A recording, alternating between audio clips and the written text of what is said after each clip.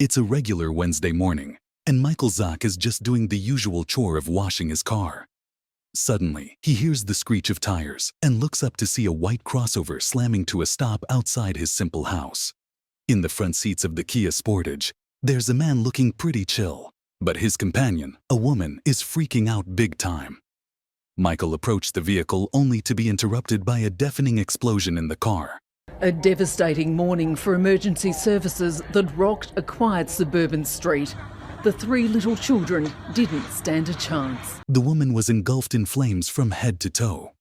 Acting quickly, Michael seized a hose and bravely battled the relentless inferno, determined to rescue her from the clutches of certain death.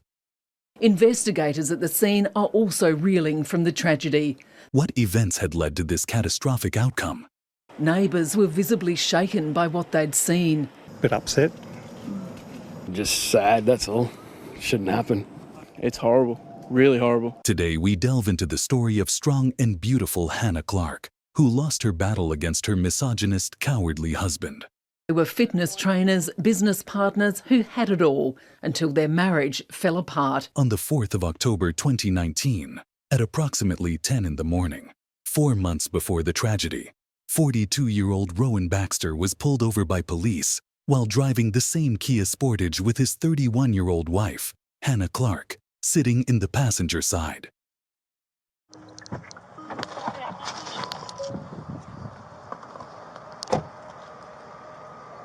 Hey driver, how are you? Thanks for coming off the road. It's a little bit safer. Kate from Capella Bar Road Policing. Our AMPR's let us know that your vehicle's actually currently recorded as cancelled registration. The woman sitting in the passenger seat is Hannah Clarke, born in Brisbane, Australia, on September 8, 1988. Her parents were Lloyd and Suzanne Clarke. She had a younger brother named Nat. Hannah was vibrant and compassionate, always exuding an infectious smile. Alongside her nurturing nature, Hannah possessed a competitive streak, thriving as a personal trainer in a local gym. Committed to maintaining her health and fitness, she dedicated herself to her work. When she was 20, she met a man sitting in the driver's seat named Rowan Baxter in a boxing class, who was 11 years older than her. He used to play rugby professionally for the New Zealand Warriors. Her estranged husband, 42-year-old Rowan Baxter, described himself as a top fitness coach who once played professional NRL in New Zealand. She was beautiful. He was handsome. The attraction was strong, and they soon got closer. Rowan had been married before but divorced when he met Hannah. Rowan already had a child from his previous marriage, and he was still living with his ex-wife for the sake of their child. Some people do this, but it's not always healthy, especially if the breakup wasn't amicable. Hannah's family wasn't initially fond of Rowan due to his age and living situation, but he eventually won them over with his charm. Even Nat, Hannah's brother, was skeptical of Rowan at first, but came around eventually. He seemed at the start like a good bloke. There was a few things, but yeah, you didn't see, obviously, what we've seen now. You couldn't have seen that from the start. Rowan, known for his muscular physique and history in professional sports, shared Hannah's profession as a personal trainer. However, unlike Hannah, Rowan struggled to retain clients due to his confrontational demeanor and steroid use. His volatile temperament led to frequent conflicts with gym members and a revolving door of clients. Despite Hannah's family's concerns, she remained committed to her relationship with Rowan. Despite his ongoing divorce proceedings, Rowan proposed to Hannah in 2011, and the couple exchanged vows the following year in Kingscliff, New South Wales, Australia. They had 3 children, Alaya, Liana, and Trey, born in 2013, 2015, and 2016, respectively.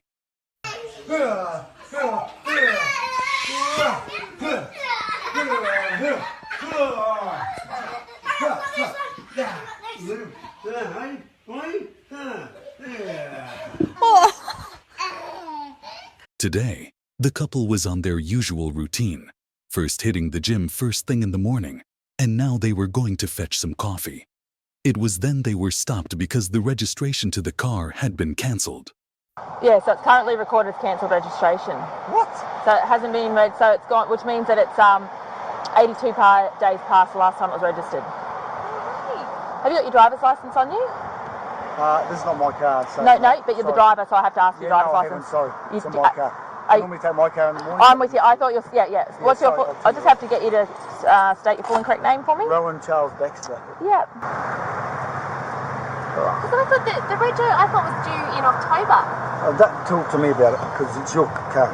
Yeah, no, I'm asking. The officer asked Rowan about the overdue registration, to which he responded, "It's not my car." But since it was him in the driving seat, the officer can ask him for his license. This visibly bothered Rowan, and he snapped at Hannah as she tried to explain. She thought the registration was due to be renewed in October. "Don't talk to me about it, 'cause it's your car," he said. One might think Rowan is aggravated because he feels wronged in this situation. It wasn't his car, so it wasn't his fault. But the officer insisted on citing him on his license. However, the truth is, this isn't the first time Rowan has mistreated his loving wife. It has been going on for a very long time now. You should come in and say what happened, the night before, or just some things that the way he'd speak to her.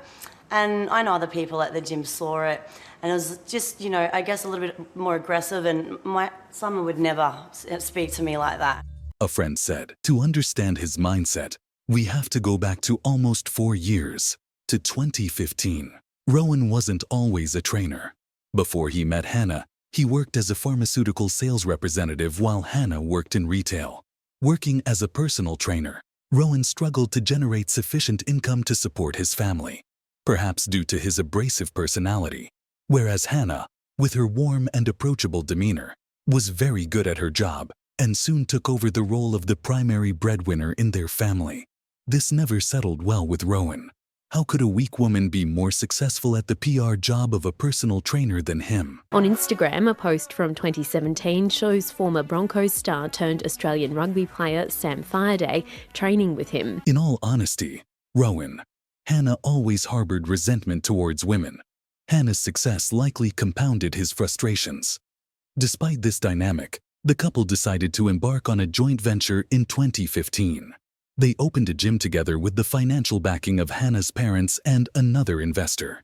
I'm Rowan. And I'm Hannah. And whether you're just getting started or whether you already have some experience, we would love to hear more about how we can help you improve your health and fitness journey. Jetty, with their personal training commitments, both Hannah and Rowan also worked at a sports shoe retailer. Rowan's behavior at the store mirrored his conduct in previous workplaces, where he exhibited disrespect towards female colleagues and customers. His need for control manifested in monitoring Hannah's whereabouts, even during their shared shifts at the retailer. He was one step ahead of her all the time. He knew conversations that she hadn't talked to him about, maybe us or another person. He knew of it and prompted her, so he had some recording. And this oppressive behavior extended to personal training sessions, where Rowan displayed a consistent pattern of belittling and undermining female clients. A disturbing incident occurred during a session with Hannah's mother, Sue, where Rowan callously dropped her during training. Rather than showing concern or offering help, he callously mocked her.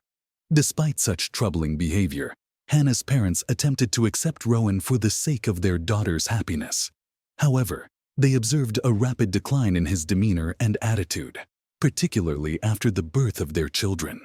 Despite Hannah's parents' financial investment in their business, Rowan's disrespectful conduct towards customers persisted, worsening over time. His disapproving remarks towards clients, coupled with worsening behavior on the domestic front, painted a troubling picture of his character. Returning to the traffic stop, Rowan was then informed that Which would be the same one which you've done again, Yeah, so in regards to that, because this is your second type 2 offence, we actually have to remove the number plates and actually immobilise your vehicle for 7 days. Okay. So what we do is you still can drive the vehicle home. Yeah, so don't stress about that. What it means is I'm going to put some stickers on your car to say for 7 days you can't drive the vehicle. Nor can, so the next time after that it becomes 90 days, and believe it or not, the fourth time it becomes a forfeiture, which means we take the vehicle. So it's just a process we have to follow. So there's a little bit of paperwork to do, but we'll explain it all to you and we'll make sure you can get home today. Thank you. the car would be immobilized for 7 days. If they repeat the offense, then it will be 90 days. And on their 4th offense, the car will be impounded permanently. If you believe that the poor guy is being treated unfairly, then don't. The abuse he has been putting on his poor wife is way more gruesome. Hannah and Rowan's marriage was incredibly troubled, marked by various forms of abuse: physical, sexual, emotional, and financial. The abuse was not predominantly physical, which made it harder to recognize, even for the victim. Emotional and financial abuse are just as harmful as physical abuse, but they're harder to identify because they're less visible. The extent of domestic violence in Australia is shocking. On average, one woman a week is killed by a current or former partner. Rowan's controlling behavior gradually became evident to those around Hannah. He exhibited road rage and jealousy towards her relationships, and even controlled what she wore and whom she spoke to. Hannah wasn't allowed to wear shorts because, apparently, shorts are for children. He was just insecure. Rowan also didn't allow Hannah to wear pink, saying pink attracts too much unwanted attention. He cloaked his unhealthy possessiveness behind the veil of protection, but little did Hannah know, her so-called protector would be the one destroying her life forever. Rowan went to extremes, recording Hannah's conversations, interrogating her about her interactions, and involving their children in his manipulation tactics. He deliberately isolated Hannah from her friends and family, causing significant strain on her relationship with her brother. He further exerted control by forcing Hannah to delete her personal Facebook page and creating a joint Facebook account controlled by him, under the guise of it being for their family and business, all to isolate Hannah further and maintain control over her life. Yeah, as far as I knew, the registration was due October. Like, I was waiting to get a letter in the mail. Yep. So with that again. So with that, have you got a smartphone? Yeah. Yep. Go and grab it, and I'll show you an app that you can download. I would have to get. Have you got? For some reason, and I don't know why, I've got no plastic sleeves left for Type 2s. Yeah. So if you Queensland Rego Check, if you download that app. The app. Yep. So just go there and go. So yeah, regardless, it's still the drive. It's actually the driver's responsibility, and obviously the owners as well, to make sure that the vehicle is actually, at the time, registered. This here will help you. So once it's downloaded, open that up. No, it's not a problem. Because I'm the one that, like, I handle all the bills and all that, and I, like, I had no idea. Open that one now, and just out of interest, pop your own plate number in. So that's the vehicle just on the road there, and you can see it's current until the 7th. So whatever vehicle you're driving, what you can then do is, say that's your own vehicle, you can actually add to calendar. On the contrary to the abrasive and somewhat dismissive behavior of Rowan, Hannah maintains her composure as she addresses the police, taking responsibility for managing the household finances. She is polite and has a genuinely likable personality. It's obvious how the police officer was even more cooperative with her, explaining how she can avoid it ever happening again. But notice how her demeanor changes when she gets back in close proximity to her toxic husband. It wasn't because of the situation or the officer's presence. Was her own husband creating that effect now? Because of her, Rowan won't get his fix of coffee on time. She half-heartedly tried to ask for a quick detour at a coffee shop, but they were only allowed to drive the car back home and not move it for 7 days. One can only imagine the mental trauma she had to go through. After the officer left, Rowan was not only mentally torturing her, he was also sexually abusive. He would force Hannah to sleep with him every night and satisfy his perverted tendencies in bed. If Hannah refused intimacy with Rowan, he would make her life miserable once he threw her watch across the room in frustration. When he noticed that Hannah was not anying herself in the bed. With him, Rowan would also manipulate their children to further control Hannah. He didn't physically harm them, but he would use tactics like throwing away their toys or preventing them from visiting Hannah's mother, knowing it would upset her. The children were aware of this dynamic understanding, that if mom upset dad, they would be denied visits to grandma. It's disturbing that young children had to navigate such emotional manipulation. A concerning fact about Rowan Baxter is that he had a history of abuse in his previous relationship. His first wife attempted to leave him several times before succeeding. Rowan even confided in a friend about thoughts of murdering his first wife, claiming he had prepared to kill her. Hannah later informed the police that Rowan had confessed to threatening his ex-wife, using it as another method of manipulation. Unfortunately, with only Hannah able to get paying customers in the gym, and Rowan unable to pull his weight. In fact, his behavior only pushed paying customers away. The gym struggled financially, acre debts of over $75,000 by late 2019. leading to its shutting down. Keep in mind, all of this occurred before Hannah and Rowan separated. In 2019, Hannah and Rowan's separation was tumultuous. As expected, the extreme caution Hannah had to exercise in leaving Rowan speaks volumes of his tyranny and control. It was a painstaking process orchestrated with meticulous care. Hannah's friends played a pivotal role in her escape plan. One day, while Baxter was at work, they quickly picked up the kids from school, packed a few essential belongings into 2 garbage bags, and whisked them away to Hannah's parents' house. The meager possessions they brought were a testament to their urgent need to flee the toxic environment they had endured for far too long. Hannah's mother, Sue, vividly remembered the sense of relief. Upon arriving at her parents' home, a wave of relief washed over Hannah. However, amidst this relief, there lingered an ominous dread. In a haunting moment, Hannah confided in her mother, "Who gets the children when he kills me, Mom?" It was a chilling statement that underscored Hannah's profound fear and the gravity of her situation. After their escape, Hannah's mother urged her to seek help from the police. Eventually, she obtained a domestic violence restraining order against Rowan. The major point of contention in their separation was custody of their children. Initially, Hannah proposed an arrangement where Baxter would have 165 days of custody each year, alternating between 3 and 4 days per week. However, Baxter refused to agree to this arrangement. Against his lawyer's advice, he insisted on a perfectly split 50-50 custody, which was essentially similar to Hannah's proposal. It was clear that Baxter's refusal was more about control than practicality, making the situation difficult for Hannah. Did it shock you that he was capable of doing that? 100%.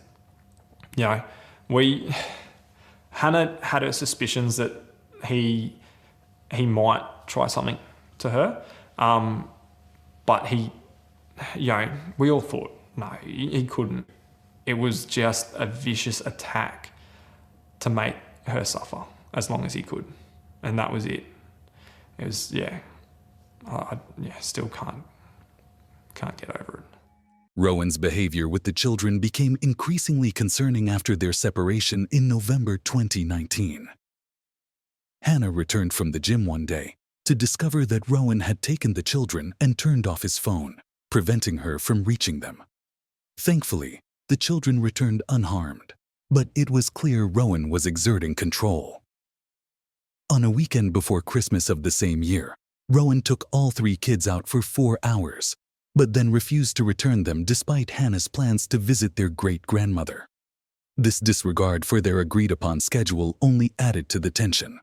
He was supposed to return the kids by 4 p.m., but didn't show up until 8 p.m. It's unimaginable how terrifying these situations must have been for Hannah, fearing for her children's safety. The children themselves were also scared. Aaliyah, the oldest, called Hannah in tears while with her father, expressing how scared she was as they drove on an unknown highway. The next day, she got help from another mom to call Hannah and reassure her of their safety. It's heartbreaking that such young children had to experience such fear and uncertainty. At the time, Aaliyah was 6, Liana was 4, and Trey was 3, still very much in need of protection and security. Hannah's mother, Sue, remembers these tumultuous times vividly. Aaliyah, the oldest child, displayed remarkable intelligence and a keen awareness of her surroundings. She possessed a rare gift of articulation, reading well beyond her years and delighting in sharing stories with her younger siblings. Not only was she intellectually advanced, but she also mirrored her mother's dedication to physical fitness. However, her father, Rowan, imposed restrictions, forbidding Aaliyah from contacting her mother or grandmother during his custody. This caused immense distress, as Sue had to repeatedly reassure Aaliyah, who lived in constant fear of her father's unpredictable behavior. The harrowing events began on December 26, 2019, when Rowan committed the unfathomable act of kidnapping Aaliyah. Under the guise of a planned family outing, he seized the opportunity, taking Aaliyah and fleeing in a car registered in her mother's name. Despite the frantic efforts of family and authorities, Rowan evaded capture for 4 agonizing days, leaving Hannah, Aaliyah's mother, desperate for answers. family lawyers, etc. And he took the middle one and just took off with her in my car. Well, this is my other car, but the other car's registered in my name. Okay. And now he's telling me he won't give her back. Where would he be going? Just home? Probably home, I'm guessing. And now he's trying to play games with me on the phone. No, we've been separated for a few weeks now. I'm staying at my parents. Okay. So what's led up to this? Just that you've seen each other and he's decided. Yeah, and he's decided that because I've said to him, you need to wait until we can get this sorted. Yeah. You're not having them stay with you because you won't return them. And then I'm like, you go and pull a fucking stunt like this. The other two are absolutely beside themselves. She's pulling her eyes out. Was anything like any other words exchanged? Like, how was he acting? Or he just said that? Just a psycho that he's taking her, and that's it. And then he just called me now and said, you know, you either bring the other two back or I keep her. Witnesses to the abduction described Rowan's actions as hurried and careless, indicating a complete disregard for the safety and well-being of the children.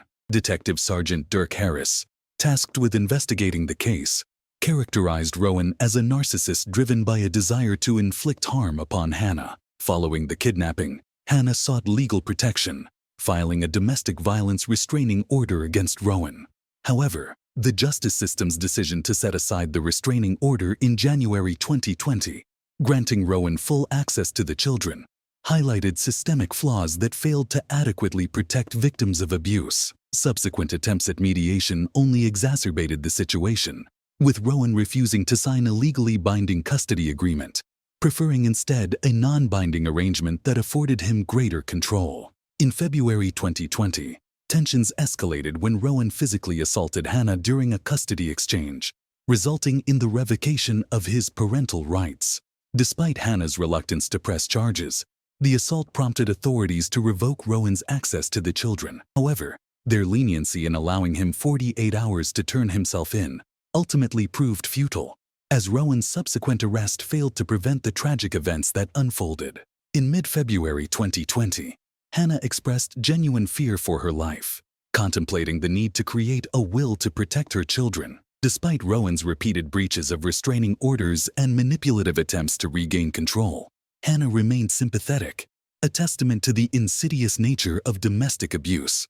Tragically, on the night of February 18, 2020, Rowan carried out his meticulously planned attack, murdering Hannah and their 3 children in a horrific act of violence. Investigations later uncovered chilling details, including Rowan's premeditated purchases of zip ties, cleaning fluid, and a fuel can, underscoring the depth of his malevolence toward those he professed to love. 2 days before he killed his family, the 42-year-old could be seen wandering the aisles of a hardware store.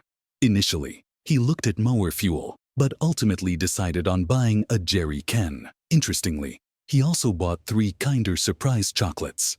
The next day, he reached out to a men's helpline, but his intentions were far from seeking genuine assistance. Rowan inquired about behavioral change programs, and his interest appeared solely self-serving, aimed at bolstering his position in court. He expressed reluctance, stating, "Not my idea, but apparently I have to do it. I'm not the one that has the problem, but I guess I'm just doing what I'm told. Okay, you have to do something about it." The police issued a domestic violence order against him, which he breached within weeks. The night before he murdered his wife and 3 children, Rowan Baxter called them. On the morning of February 19th, Rowan spent an hour at a cafe where he mentioned to the barista that he had been arguing with his ex-wife and was looking at maps on his phone. He seemed familiar with the area and possibly planning his exit. These details underscored the premeditated nature. It was no snap decision. Rowan Baxter planned to hurt those he claimed to love. 2 days before he killed his family, the 42-year-old could be seen wandering the aisles of a hardware store, first looking at mower fuel, but ultimately deciding on buying a jerry can. Interestingly, he also bought 3 Kinder Surprise chocolates. Tragically, on the night of February 18, 2020, Rowan carried out his meticulously planned attack, murdering Hannah and their 3 children in a horrific act of violence. Investigations later uncovered chilling details, including Rowan's premeditated purchases of zip ties, cleaning fluid, and a fuel can, underscoring the depth of his malevolence toward those he professed to love. 2 days before he killed his family, the 42-year-old could be seen wandering the aisles of a hardware store. Initially, he looked at mower fuel, but ultimately decided on buying a jerry can. Interesting. Yeah, but apparently I have to do it. I'm not the one that has the problem, but I guess I'm just doing what I'm told. Okay, you have to do something about it. Well, I just think it's going to put me in a better position. Interestingly, he also bought 3 Kinder Surprise chocolates. The next day, he reached out to a men's helpline, but his intentions were far from seeking genuine assistance. Rowan inquired about behavioral change programs, and his interest appeared solely self-serving, aimed at bolstering his position in court. He expressed reluctance, stating, "Not my idea, but apparently I have to do it. I'm not the one that has the problem, but I guess I'm just doing what I'm told. Okay, you have to do something about it."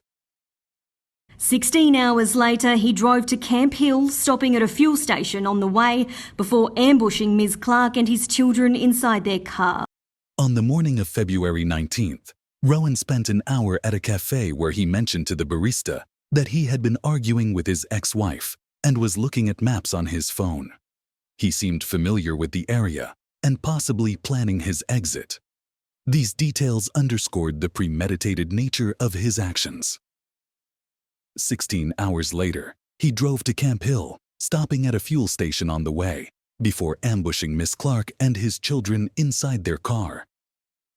The father has been identified as former New Zealand Warriors player Rowan Baxter.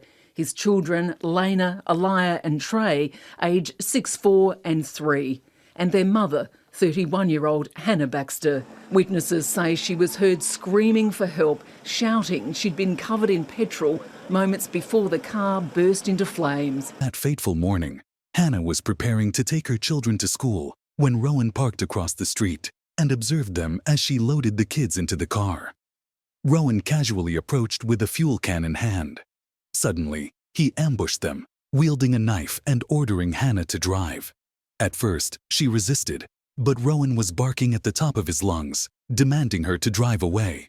Terrified, she complied. A Good Samaritan who desperately tried to help the family in the burning car is now in hospital with burns himself to his face and hands. Once inside the car, Rowan pulled out the gas can and doused the interior, Hannah and the children with gasoline. Shockingly, he had no gasoline on himself, indicating he didn't intend to die in the ensuing events. Probably in the heat of things, he accidentally splashed some on himself too. With Rowan directing her, Hannah drove. Then she saw a man washing his car on the next street. She attempted to signal for help. It was Michael Zach washing his car outside his home when he noticed a white Kia Sportage screeching to a halt outside. What he witnessed next would forever be etched into his memory. A woman's frantic cry pierced the air, urging someone to call the police, claiming, "He's trying to kill me. He poured petrol on me." But in the chaos, Michael didn't register her exact words. By pure chance, an off-duty paramedic happened to be passing by, and when he saw the giant cloud of smoke, he quickly came to the scene. The paramedic, along with Michael, used the hose to extinguish the fire on Hannah, but it wasn't helping too much. Approaching the passenger side, Michael met Rowan's blank, indifferent gaze, and before he could react, Rowan ignited a lighter without hesitation. The sudden blast engulfed the car in flames. Remarkably, despite being fully engulfed in flames, Hannah managed to get out of the burning car. Michael, who had been standing at the passenger side window when the blast occurred, also suffered burns to his hands and face. A Good Samaritan who desperately tried to help the family in the burning car is now in the hospital with burns himself to his face and hands. Baxter children and Hannah Clarke were killed, and I don't believe at this stage there is any suspicious circumstances around the death of Rowan Baxter. Through this whole experience, she had amazing support from the police. They did absolutely everything they could. She did everything she could to fight him in the legal system, but she knew just from the feeling herself that she felt supported but not safe. Nathaniel Clarke is determined to focus on the good times he had with his sister Hannah, but faces a long and difficult reckoning with what's happened. But now was not the time to tend to his minor injuries. Michael ran back to the blazing car and bravely attempted to help. Hannah was screaming. Michael still remembers those screams. Her piercing screams were not for her own suffering, but for the safety of her children. But in the chaos, Michael didn't register her exact words. By pure chance, an off-duty paramedic happened to be passing by, and when he saw the giant cloud of smoke, he quickly came to the scene.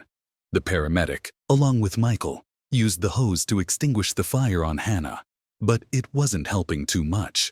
The paramedic then encouraged Hannah to drop and roll, hoping to extinguish the flames faster. Despite their efforts, Hannah kept lamenting, "I didn't save my kids. I couldn't save my kids." Before the blast, Michael was only able to get a glance inside the car, and in his brief moment, he did not see any children in the car. When he heard Hannah's desperate plea about her children trapped inside the car, Michael grabbed a hose and began dousing the flames on the car, making a desperate attempt to reach inside the car, hoping to rescue any children who might still be alive. Unfortunately, the intense heat and the raging fire made it impossible. Within minutes, Hannah was rescued from the blazing car by bystanders, but she was badly burned. Subscribe for more amazing videos.